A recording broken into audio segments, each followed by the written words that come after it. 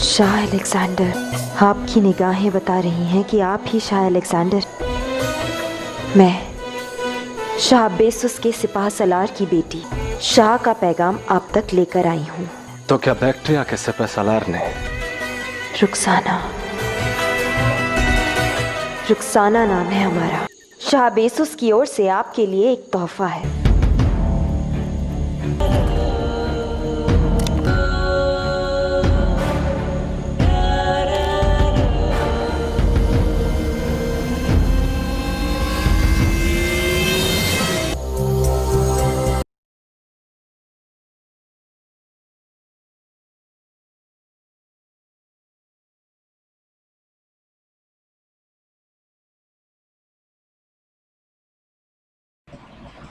अस्सलामुअलैकुम रहमतुल्लाहि वबरकातुहू।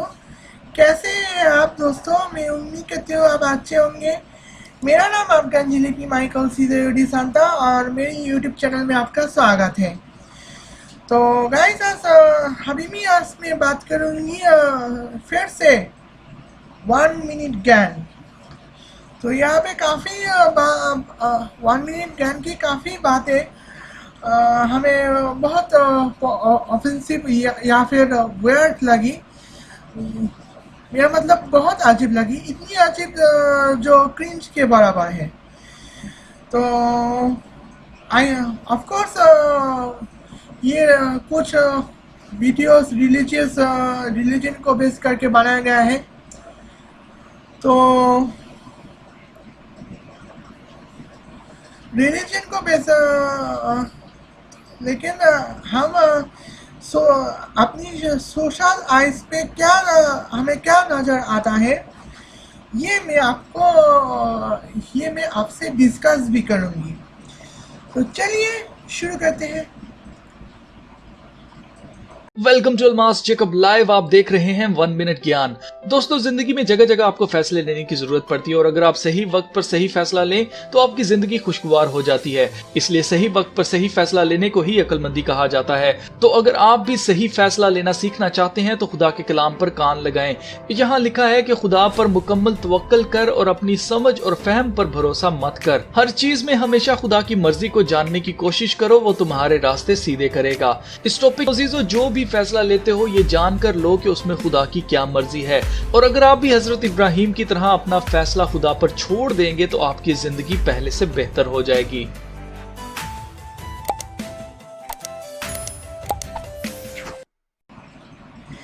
यहाँ पे तो जैसे हम आप देख रहे हैं कि अल्मास जैकब कहता है कि अगर आप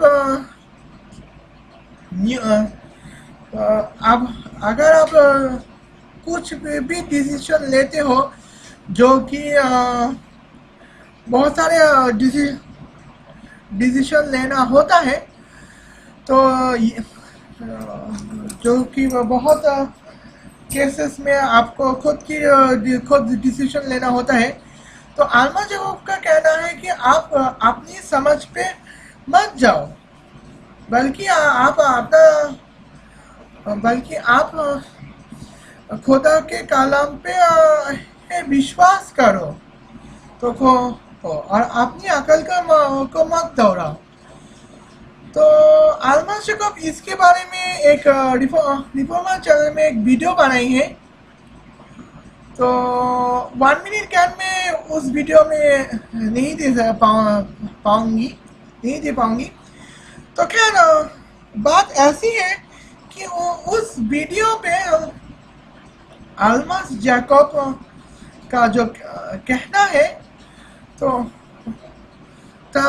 खुदा के कलाम में ये लिखा है कि लूत अलैहिस्सलाम और इब्राहिम अलैहिस्सलाम के पास इतनी बेशुमार दौलत आ गए थे, तो बंटवारा करने पे उतर आए, तो मसला होने लगे। तो लूत अलैहिस्सलाम को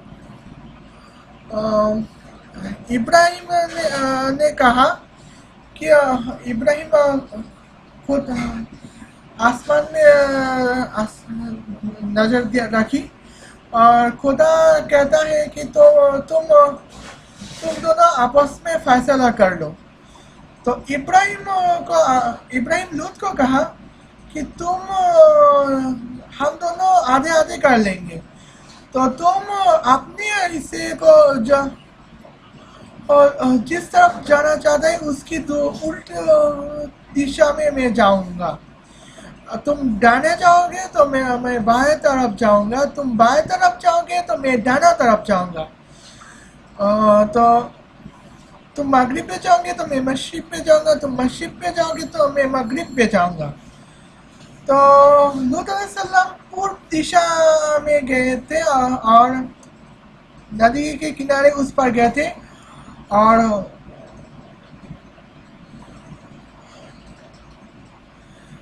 इब्राहिम अलैहिस्सलाम मिस्र तरफ गए थे। तो उसके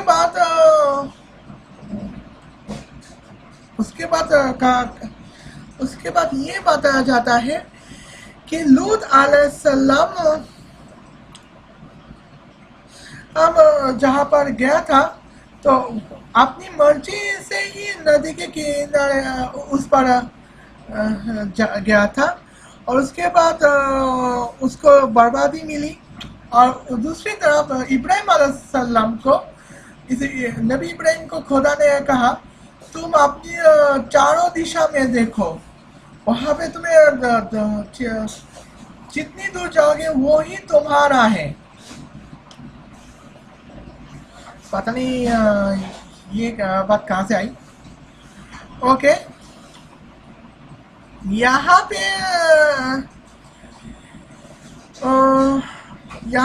तो ये कहने की कोशिश करता है कि जो खुदा की फैसले को मानते हैं और दूसरों के फैसले पर और भरोसा, खुदा के फैसले और दूसरों के फैसले पर भरोसा करके बैठे होते हैं, उसे खुदा ने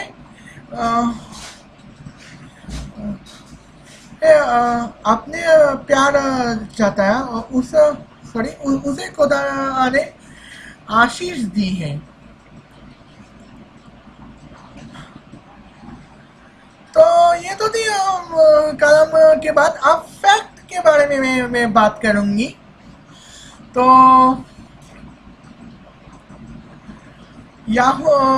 वर्ल्ड वॉर 2 के पहले यहूदियों ने खुदा पर खुदा के फैसले पे भरोसा की है, और दूसरे जर्मन लोगों के फैसले पे भी भरोसा की है। नतीजा क्या निकला? दूसरे जर्मन लोगों ने उस नाजी जर्मनी को चुना जिस नाजी जर्मनी हिटलर ने 60 लाख यहूदियों को कत्ल कर दिया था, और यहूदियों को मुश्किल से इजराइल तक जाना पड़े। और उस वक्त और ताज्जुब की बात ये है कि उसी वक्त इजराइल जाना में शरण लेना पड़ता था, जहां ऑलरेडी फिलिस्तीन थी। और इजराइल बनने के बाद तुरंत बाद ही कई 22 मुस्लिम मुल्क ने इजराइल के खिलाफ जंग भी की है। इनमें से यम कपूर वार और 6 डे वॉर के बारे में हम सबको पता है। तो एक तरफ इजराइल अकेला और दूसरी तरफ सारे अरब मुस्लिम मुल्क। और आजकल तो पाकिस्तान भी यही मानते हैं कि जेरूसलम ही फिलिस्तीन की राजधानी होगी, इजराइल की हर किस नहीं हो सकती। जबकि कलाम मुक़द्दस के हिसाब से तो इजराइल की राजधानी ही होना चाहिए। तो अब्राहम मिस्र की तरफ गए थे और वहाँ पे चारों तरफ बेशुमार दौलत देखने को मिला है। तो फैक्ट के हिसाब से बाइबलिकल फैक्ट का अगर देखें तो नबी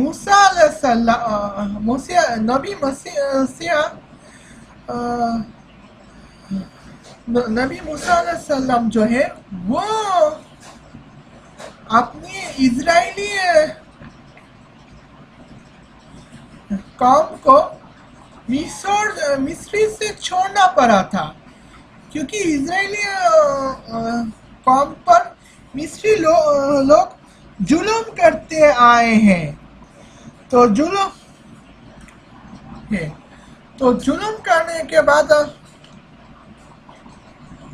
जुल्म करते हुए आए हैं। तो यहाँ पे जुल्म करते हुए और फैक्ट के हिसाब से दूसरों पर भरोसा करने का नतीजा यहूदियों को ये मिला कि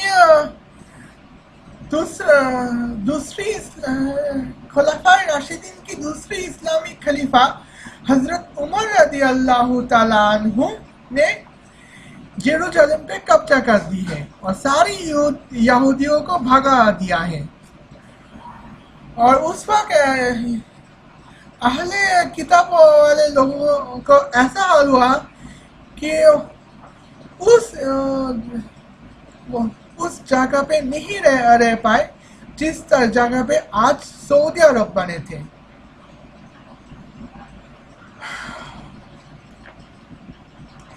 ये तो थी खैर फैक्ट की बात, ये तो थी पुराने फैक्ट की बात।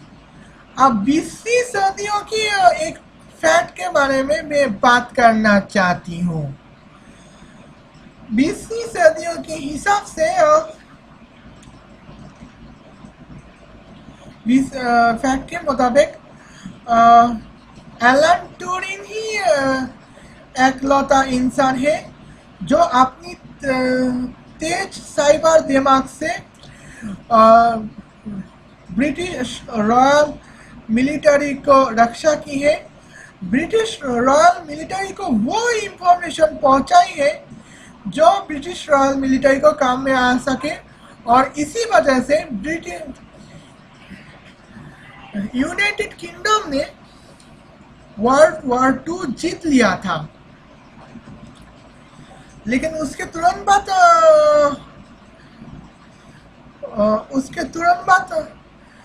क्या हुआ, अंग्रेजी हुकूमत ने एलन ट्यूरिंग को मौत की सजा सुनाई। और जुल्म क्या था, एलन ट्यूरिंग एक गे था, एक होमोसेक्सुअल था। इंसानी नजर में देखा जाए तो होमोसेक्सुअल को सजा नहीं दिया जा सकता जब तक वो गुनाह की जाए कर दे, और होमोसेक्सुअल की कोई सजा नहीं होता क्योंकि होमोसेक्सुअल भी एक इंसान है। होमोसेक्सुअलिटी कोई गुनाह नहीं है। तो यहाँ पे जब होमोसेक्सुअलिटी कोई गुनाह नहीं है तो होमोसेक्सुअल होने के वजह से एलन ट्यूरिंग को बेवजह सजा दे दी गई है। उस वक्त क्या हुआ, उसके बाद क्या हुआ तो हम सबको पता है।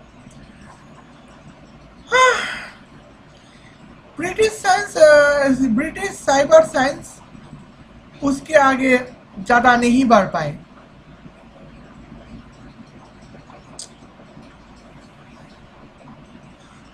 है ओके, अब साउथ एशियन फैक्ट्स के बारे में बात करें तो हम ईस्ट पाकिस्तानी अपनी आजाद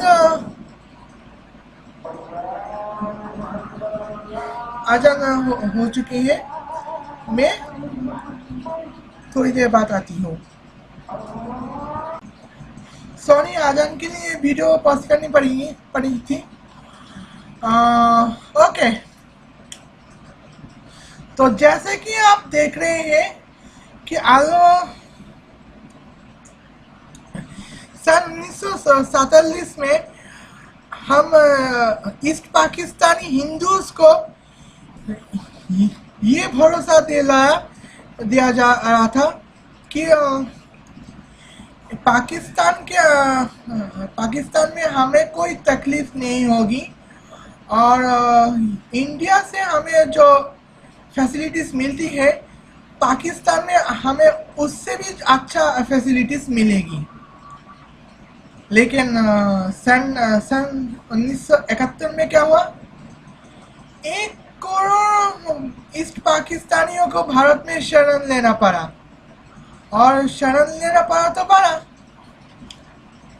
हाँ, हिंदू भी शरण ले रहे थे, मुसलमानों को भी शरण लेना पड़ा। दूसरी तरफ वेस्ट पाकिस्तान में पाकिस्तान बनने से पहले हिंदुओं को भरोसा दिया जा रहा था कि तुम्हें यहाँ पे कोई तकलीफ नहीं होगी। लेकिन पाकिस्तान बनते ही हिंदुओं को लात मार के पाकिस्तान से बाहर धकेल दिया गया था। अब जाए तो जाए कहाँ?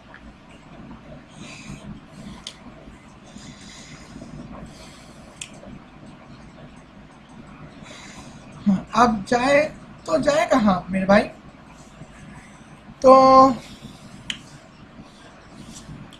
उसके बाद आप खुदा के भरोसे में कई सारे मुल्क भी था। तो वेनेजुएला भी खुदा के भरोसे में कम्युनिस्ट गवर्नमेंट को सपोर्ट किया था। लेकिन नतीजा क्या निकला? अब वेनेजुएला में अपनी करेंसी नहीं है। और जैसे कि आप जानते हैं कि Zimbabwe one of the most religion practicing country है।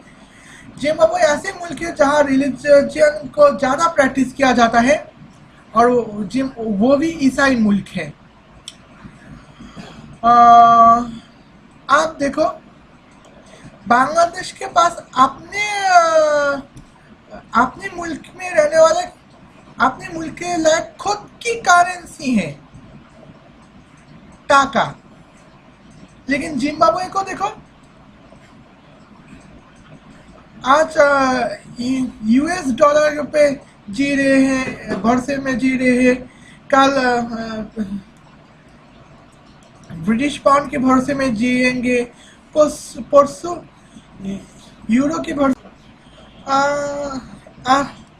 ओके, तो यहाँ पे इंडियंस लोगों को बोला। आप पाकिस्तान में देखो आज, सॉरी जिम्बाब्वे पे देखो, आज यूएस डॉलर पे जी रहे, कल ब्रिटिश पाउंड पे जिएंगे, परसों यूरोपियन यूरो पे जिएंगे, उसके अगले दिन ही बांग्लादेशी टका पे जिएंगे। दुनिया के सबसे कमजोर करेंसी में से एक है बांग्लादेशी टका, और जिम्बाब्वे को उसी पे किसी दिन जीना पड़ेगा। जिम्बाब्वे का ऐसा हालात है।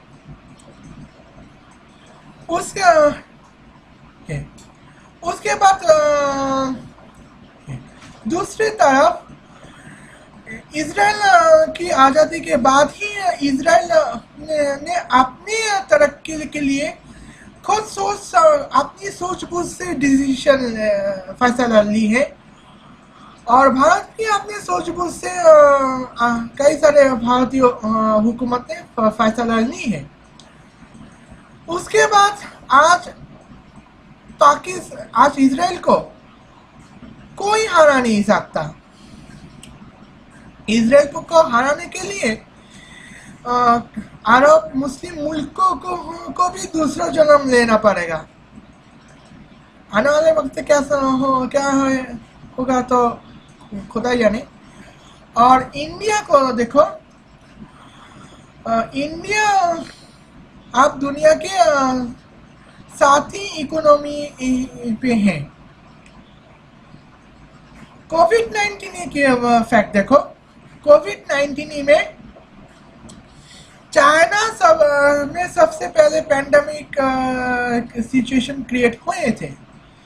लेकिन अपनी सूझबूझ की वजह से चाइना आप कोविड-19 डेंजर से पूरी तरह से बाहर निकल पाए। चाइना में अभी भी 4,600 पे कोरोना डेथ केस 4,600 पे ही अटक गए, जबकि अमेरिका में 2 लाख पहुंच गए हैं। तो ये थी खुद की सूझबूझ से और खुदा के और दूसरों पे के भरोसे पे ली गई फैसले के नतीजा। ओके, अब मैं दूसरे वीडियो को देखूंगी।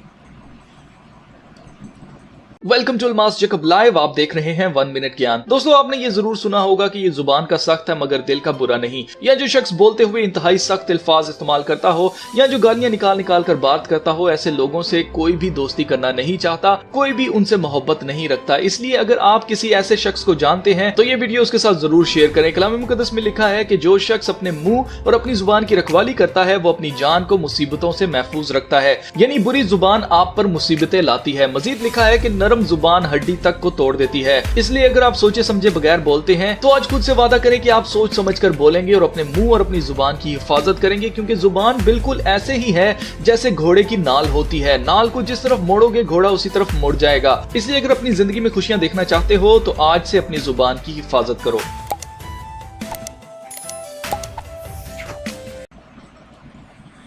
तो अल्मास जेकब इस वीडियो में क्या कहा, तो शुरुआत ही इस डायलॉग से की है कि आपको सुना ही होगा कि जुबान सख्त है लेकिन दिल का बुरा नहीं। उसके बाद क्या कहा, जो अपनी मुश्किल जो लफ्ज़ से इस्तेमाल करता है या फिर जो कठोर जुबान इस्तेमाल करता है तो कोई उससे दोस्ती नहीं करता।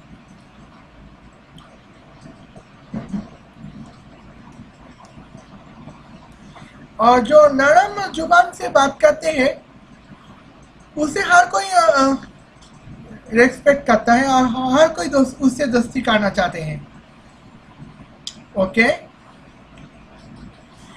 मेरी जुबान को कठोर हो लेकिन मेरे दिल अगर साफ निकले तो एक दिन को कोई ना कोई मेरे साथ दोस्ती करेंगे और मेरे साथ दोस्ती करने में वो उसका इंटरेस्ट होगा,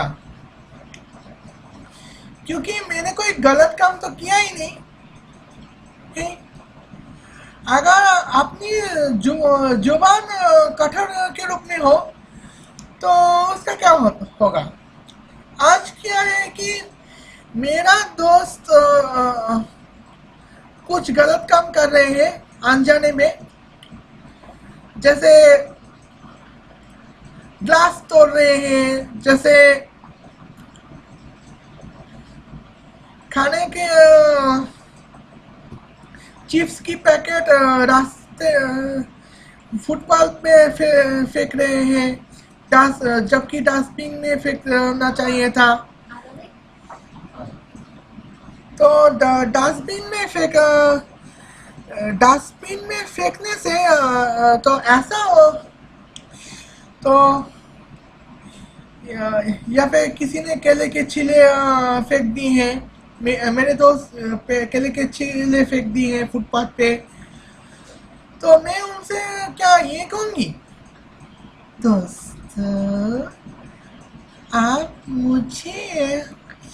आप जो केले के छिलके फेंक रहे हो ये कोई अच्छी काम नहीं है।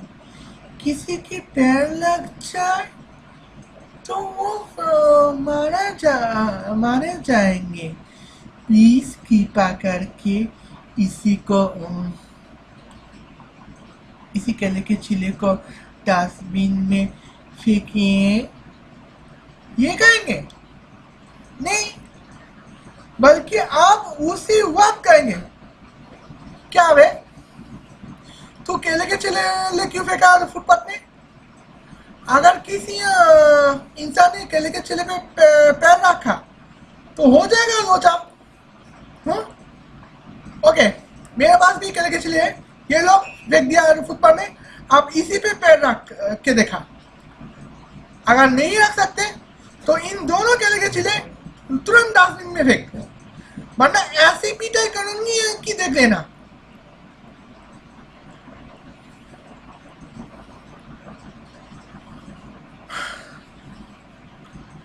तो हमारा जुबान उसी तरह होना चाहिए जिस तरह हम अच्छा ही लेना चाहते हैं। अगर कोई अच्छा काम करे उसे नरम जुबान में पेश आना पसंद करेंगे, लेकिन अगर कोई बुरा भी कहे, कोई गलत काम भी करे, तो उसके खिलाफ उस पर कठोर जुबान से बात करेंगे, मुश्किल जुबान से बात करेंगे। लेकिन मेरे दोस्त अगर किसी गुनाह कर दिया, जैसे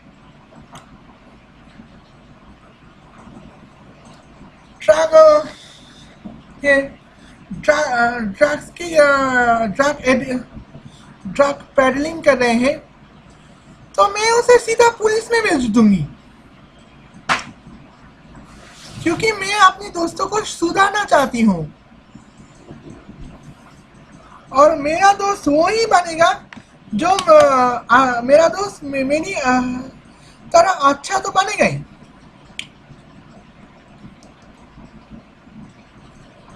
तो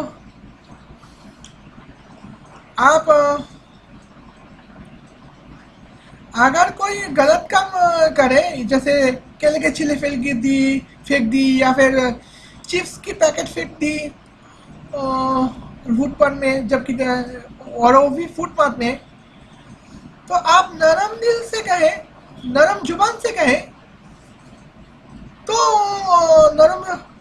तो वो मेरी बात नहीं सुनेगा। कल फिर से वही अमल करेगा जो आज किया था। उस वक्त आपका कैसा रिएक्शन होगा मुझे बताइए।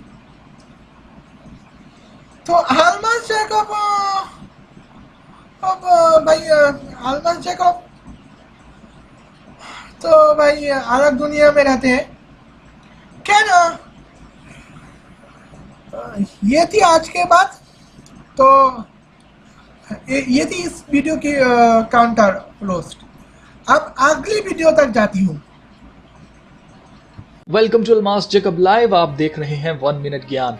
दोस्तों, आपने ये लोगो बहुत बार देखा होगा क्योंकि ये WHO का लोगो है। अब बहुत से लोग इस बात पर हैरान होते होंगे कि एक सेहत के इदारे के लोगो में सांप का क्या काम। तो अपने आप से अंदाजे लगाने के बजाय जिन लोगों का लोगो है उन्हीं की वेबसाइट पर जाकर जान लेते हैं। यहाँ लिखा है कि इस लोगो का सांप ग्रीक मिथोलॉजी के खुदा एस्क्लेपियस की स्टोरी से लिया गया है, जो गॉड ऑफ हीलिंग और मेडिसिन माना जाता था, और इस मजहब से ताल्लुक रखने वाले लोग सांपों का इस्तेमाल किया करते थे। तो दोस्तों, इसको देखकर आप समझ ही गए होंगे कि ये ऑर्गेनाइजेशन किससे बिलोंग करती है, जो हीलिंग और शिफा के लिए यीशु मसीह के बजाय एस्क्लेपियस और उसके सांप पर ईमान रखते हैं। इनके सभी प्लान्स उस सांप वाले झूठे खुदा के लिए होते हैं, ना कि इंसानों की बेहतरी के। इसलिए अपनी आंखें हमेशा खुली रखें। खुदा हाफिज। ओके, मेरे घर में मेरी दोस्तों की काजिन आए हैं, मेहमान आए हैं, और इसीलिए थोड़ा सा बिखरा हुआ है, तो आप चाहे इग्नोर कर सकते हैं। अब मैं मुद्दे की बात आती हूँ। WHO का जो सिंबल है, तो उसे अल्मास जैकब जैसे लोगों को सोचा होगा कि सांप कहाँ से आए, तो उसके लोगों के बारे में रिसर्च किए गए हैं, तो पता चला तो ग्रीक मिथोलॉजी एस्ट्रोलॉजी के जो भी हो, ग्रीक मिथोलॉजी के जो मेडिकल गॉड है, उसके पालतू सांप के सिंबल में लोगो बनाया है। तो अल्मास जैकब का कहना है, अल्मास जैकब का ये कहना है कि ग्रीक मिथोलॉजी को यहाँ पे हमें झूठे खुदा की प्रस्तुति की जा रही है।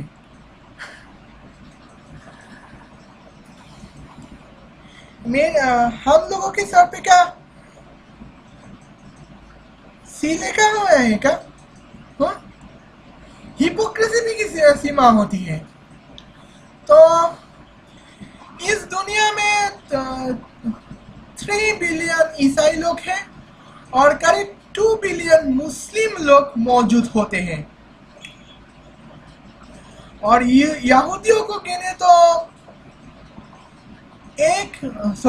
हिंदू को गिने तो 1 बिलियन होते हैं। तो दुनिया के अब्राहमिक रिलीजन 8 बिलियन में से 5 बिलियन ही अब्राहमिक रिलीजन में है। और अब्राहमिक रिलीजन कोई पॉलीथिस्टिक रिलीजन तो है ही नहीं, मोनोथिस्टिक रिलीजन। और ग्रीक मिथोलॉजी जो है वो पॉलीथिस्टिक रिलीजन की बात हो रही है। तो पॉलीथिस्टिक रिलीजन के पास तो मोनोथिस्टिक रिलीजन की बात तो होती रहती है। तो इस दुनिया में आप सिर्फ एक ही पॉलीथिस्टिक रिलीजन मौजूद है और वो है हिंदुइज्म। जो ग्रीक मिथोलॉजी है, जो ग्रीक पॉलीथिस्टिक रिलीजन है, वो आप एक्सेस नहीं करते। वहाँ पे आप ईसाई लोग बैठे हुए हैं। तो और उसके साथ साथ कुछ मुसलमान भी बैठे हुए हैं।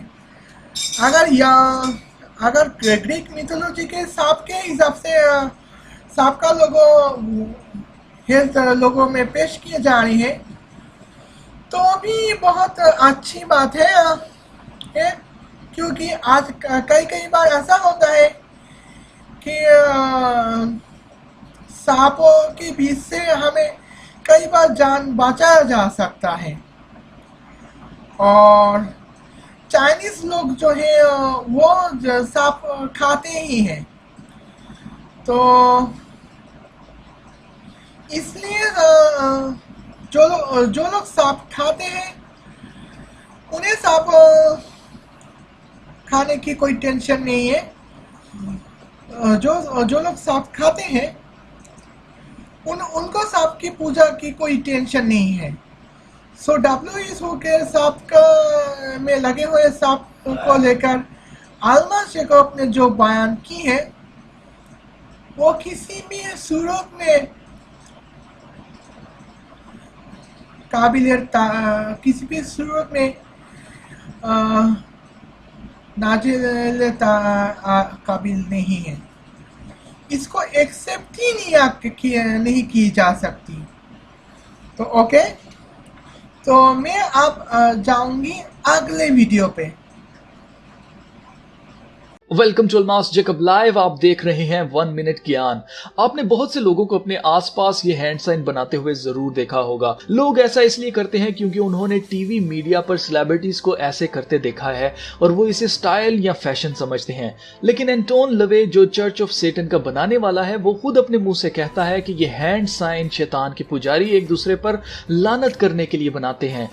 अगर आपको लगता है कि शैतान का चर्च बनाने वाले की कोई वैल्यू नहीं है और ये इशारा करने से कुछ नहीं होता, तो क्या आप जानते हैं कि खुदा का कलाम हमें उंगलियों से इशारे करने और आंख मारने यानी 1 आई सिंबलिज्म बनाने से मना करता है। ऐसे आदमी को जो ऐसे इशारे बनाता है, आंखें मारता है, उसको खुदा का कलाम खबीस इंसान कहता है। अगर आप भी आज तक जाने अनजाने में अपने ऊपर या दूसरों पर लानत करते रहे हैं तो तौबा करें। खुदा आपके घर से लड़ाई झगड़े और बेसुकूनी जैसी लानतों को दूर करेगा। आमीन। तो इसके बारे में कुछ भी बताऊं उससे पहले मैं अपना हैंड साइन दिखाना चाहूंगी। ओके ओके, तो यहाँ पे इस वीडियो में आलमा शेखोव का ये कहना है कि हम ये सीन हम लोग किस लिए दिखाते हैं, क्योंकि हमने सेलिब्रिटी से ये हैंड साइन सीखा था। और हैंड साइन तो सेलिब्रिटी क्यों इस्तेमाल करते हैं, तो सेलिब्रिटी ये हैंड साइन इसलिए इस्तेमाल करते हैं क्योंकि ये हैंड साइन अपने फैशन स्टाइल या फिर फैशन के लिए इस्तेमाल करते होंगे। तो मेरे लिए ये हैंड सैन सिर्फ फैशन की है, अपनी पॉजिटिव एटीट्यूड को दिखाने के लिए या फिर अपनी ऑडियंस की पॉजिटिव एटीट्यूड को अप्रिशिएट करने के लिए ये हैंड साइन दिखाया जाता है। इसे स्वैग हैंड साइन कहते हैं। तो एंटोन आल्मास जैकब जो एंटोन लेबन की बात की, तो एंटोन लेबन जो सैटानिस्ट है वो टीवी प्रोग्राम में टेलीविजन प्रोग्राम में ये कहा था कि ये हैंड साइन शैतान लोग किसी पर लानत करने के लिए बने गए हैं। ओके, जब हम रिलीजियस पर्सन को बुलाते हैं, जब हम किसी गॉडली रिलीजियस पर्सन को बुलाते हैं, जैसे कि हम पास्टर को बुलाते हैं, हम इमाम को बुलाते हैं, हम पुरोहित ठाकुर को बुलाते हैं, तो हमारा मकसद होता है कि हमारा मकसद होता है कि उनकी जो रिलीजन है उसको सबके सामने फैलाना, ताकि सारे दुनिया में उनकी रिलीजन की अच्छाई को समझ सके।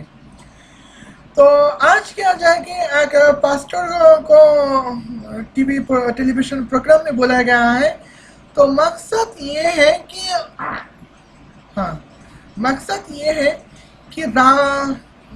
क्रिश्चियनिटी में जो अच्छाई है वो सबके सामने दिखाना, ताकि हम जो मुसलमान लोग हैं या फिर हिंदू लोग हैं वो क्रिश्चियन लोगों के बारे में पॉजिटिवली सोचे, और अगर सेकुलर निकले भी तो क्रिश्चियन लोगों के बारे में पॉजिटिवली बात करें। लेकिन अगर हम सैटानिस्ट को बुलाते हैं तो हमारा मकसद ये होता है कि सैटानिज्म से हम कैसे अपने आप को महफूज रखें। तो और ये बात सैटानिज्म को भी पता है। तो सैटानिस्ट लोग अगर अपनी असली रस्म के बारे में बताते तो कोई भी इंसान उस रस्म में कभी भी हिस्सा ना ले। तो इसीलिए सैटानिस्ट अपनी रस्म के बारे में कई सारे झूठी बातें बताते हैं, ताकि जिस हैंड साइन को हम खुदा के पक्ष में इस्तेमाल कर पाते हैं उसी हैंड साइन हम इस्तेमाल ना कर पाए, और हम शैतानिज्म से महफूज रखने के चक्कर में सैटानिज्म की दलदल में ही फंसे रहे हैं। तो इस तरह की हैंड साइन में हमारे घर में लानत नहीं आएगी, और सन 2019 में भी हमारे घर में लानत नहीं आई थी इसी हैंड साइन पर। तो आल्मास जैकब की इसके बारे में जो रिसर्च है वो बेफुजूल है और बेबुनियाद है। अब मैं दूसरी तरफ जाती हूँ।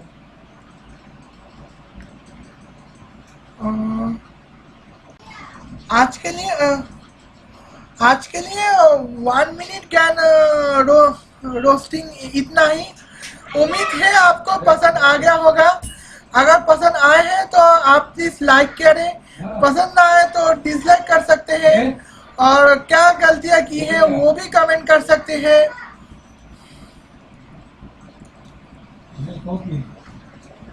और अगर आप पसंद का अगर आप कमेंट करना चाहें तो कमेंट कर सकते हैं। मैं क्या गलती की है वो भी कमेंट कर सकते हैं। आप मुझे अप्रिशिएट करने के लिए कमेंट भी कर सकते हैं, और चैनल आप ज़्यादा से ज़्यादा शेयर कीजिए। तो चैनल में नए हैं तो सब्सक्राइब कर सकते हैं, सब्सक्राइब करना या फिर ना करना आपकी मर्जी है। तो नीचे डिस्क्रिप्शन में जो मैं लिंक दे रही हूँ उस लिंक पर फॉलो कीजिए। वहाँ पे मैं कई सारे वीडियोस अपलोड करती रहती हूँ और एक सोशल मीडिया में मैं लाइव में भी आती हूँ उस पर वो तो इनमें से टिकटॉक और लाइकी अगर आपके मुल्क में मौजूद हो तो आप वहाँ पे भी फॉलो कर सकते हैं। लेकिन आपके मुल्क में अगर मौजूद ही ना हो तो यहाँ फॉलो ना करना ही आपका बेहतर होगा।